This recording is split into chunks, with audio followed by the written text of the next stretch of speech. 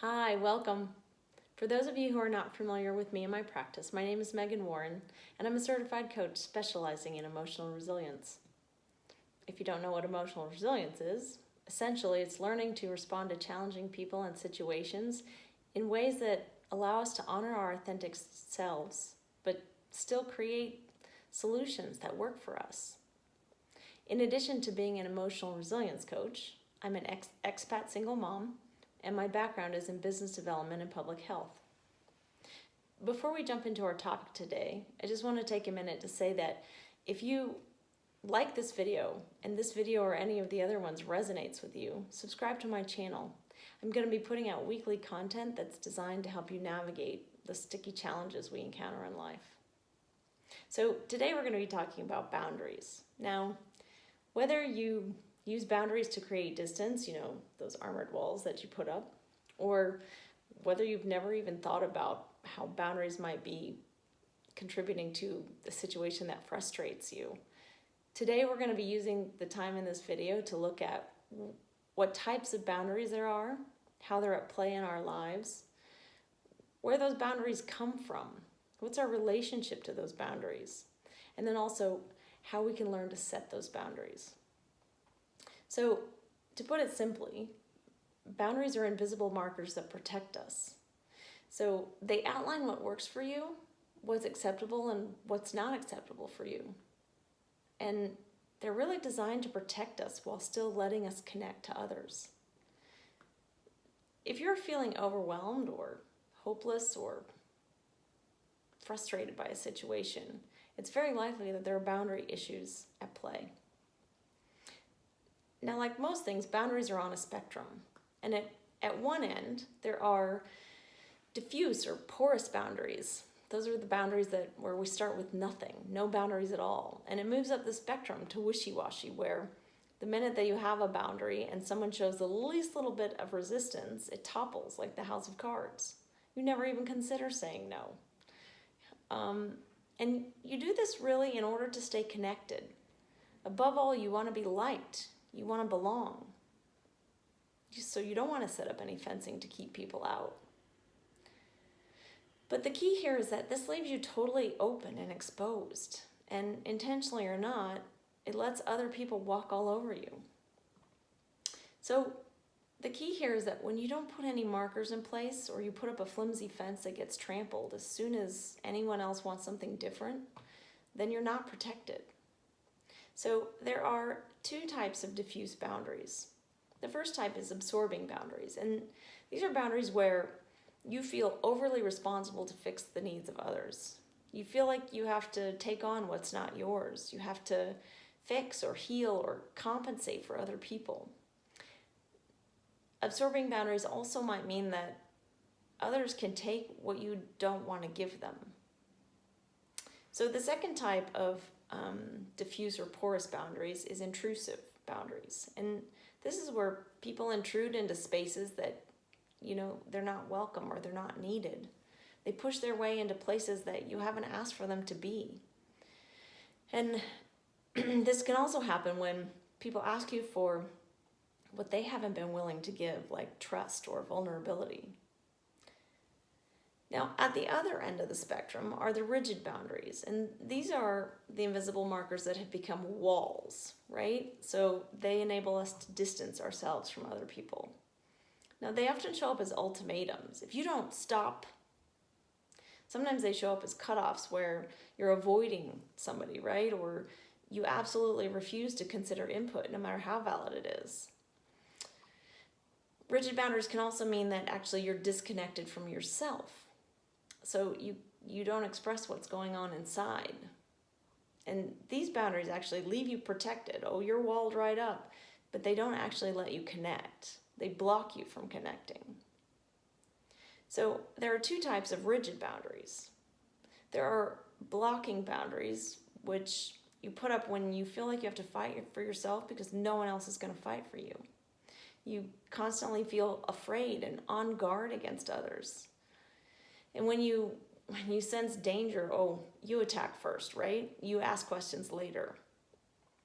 And you actively push people away. And In fact, you might block them on all levels, whether that's emotional, mental, sexual. And the second type of rigid boundary is restraining. When your rigid boundaries are restraining, you refuse to let other people in. You don't open yourself up, and you don't take that risk. Even if you've decided you want to connect with somebody, you don't let them in. These also come into play when you can't express yourself. When you either silence your voice because you learned early that it wasn't safe, or you never learned how to speak out because you never saw that modeled. Essentially, you end up hiding behind restraining boundaries. So when boundaries are used incorrectly, they set up situations where we can connect but we aren't protected, or they set up situations where we are absolutely protected in our steel cage, but we can't then connect to others. So what we want to learn to do is set healthy boundaries. That sweet spot that leaves us open to connect, but also protects us. Healthy boundaries are clear, they're concise, they're to the point, and they're firm, but they're also kind. So these boundaries are what creates a space for self-love. And while they might be fluid, the form or the shape of the boundary might change in relation to where you are, how old you are. They still, whatever they do, they hold fast to what's acceptable and what's not acceptable for you. So take some time to look at the boundaries that you employ. Do you have any boundaries? If you have them, what type are they? Do they cause you to take responsibility for things that are way beyond yourself? Do they cause you to insert yourself in places where you're not welcome? Are you able to hold boundaries and connect, or do they block you from accepting any feedback? Do your boundaries keep you silent, never speaking up? Often our boundaries are formed in childhood, and then we spend our lives reenacting those patterns in every area of our life. So if you're struggling with a boss or a partner, for example, you can't seem to say no and your slight objections get brushed aside, or you bite your tongue over and over and over, where did that habit of abandoning yourself come from? You can look to your early relationships with caregivers. Think about some of the significant people in your childhood, your parents, your siblings, your close relatives, your friends. Take some time to sit down, name them, and then think through what types of boundaries you had with them. What type of boundaries did they use with each other? You're likely to find that you're still repeating a lot of the same patterns that you had in those early childhood years. Now, you can also do this with things rather than people. So look at your relationship with food or money or sex. Look back to your childhood. What boundaries did the people who were closest to you employ in relation to those same things? And how did that impact you? After you have a sense of what boundaries you use and where they came from, see how, and you can see how those early patterns are repeating in your life, right? You can then use that knowledge to determine if they're healthy. And if they aren't healthy, it will be because you're trying to connect to others, or because you are trying to protect yourself from something from others. So think about a current conflict that you have with a friend or partner. What types of boundaries are present? How are they positively or negatively impacting your relationship? As you ask these questions, look at your need in the situation. What's behind your emotional reaction? Boundaries are always related to our need for security, whether that's security around belonging or whether that's security focused on protection. So, do you know what is non-negotiable or negotiable for you? Once you've been able to define what's acceptable and not, you're better able to balance protection and connection because you're not making decisions out of fear. The fear isn't guiding your thinking.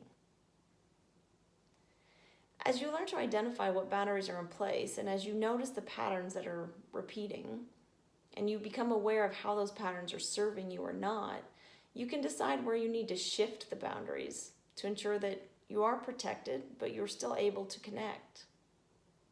So think about where in your life you should lift a boundary.